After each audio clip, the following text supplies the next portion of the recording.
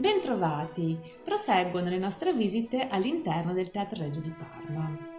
Il XIX secolo fu sicuramente un periodo di grande creatività artistica e culturale all'interno del Ducato di Parma, Piacenza e Guastalla.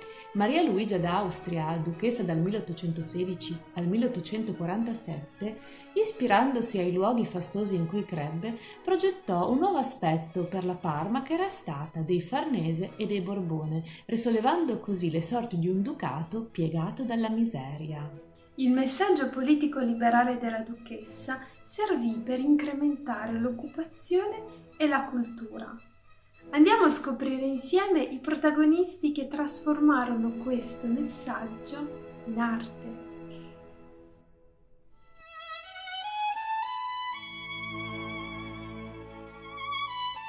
L'impronta individuale di Nicola Bettoli, che con i suoi interventi seppe combinare funzionalità ed eleganza, è testimoniata dalle architetture che ancora oggi impreziosiscono la città di Parma: il Teatro Regio,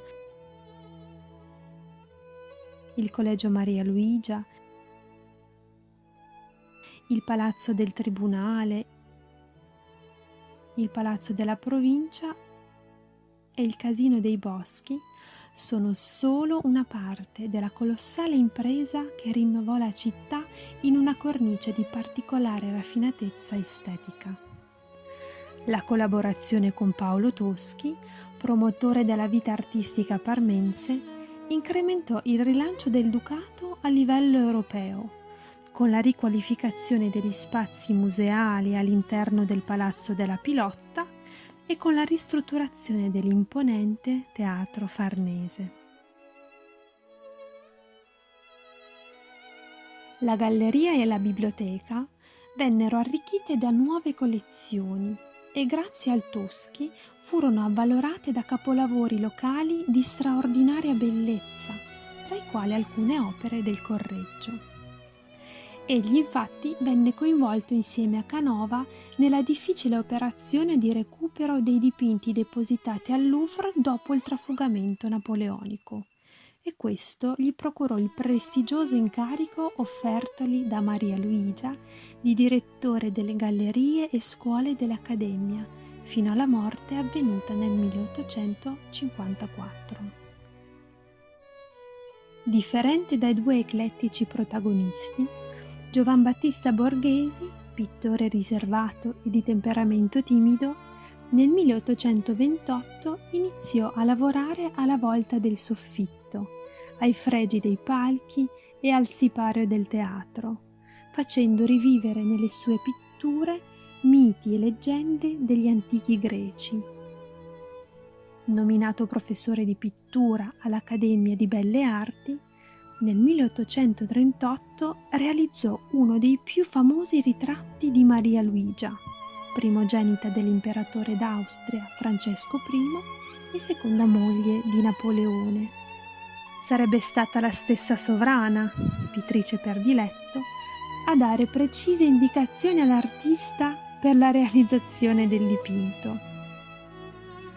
Il Teatro Regio è la testimonianza dello stretto legame stilistico che unisce questi tre esponenti del neoclassicismo locale e rimane uno dei più interessanti esempi europei di opera totale sotto tutti i profili: architettonico, pittorico e scultoreo.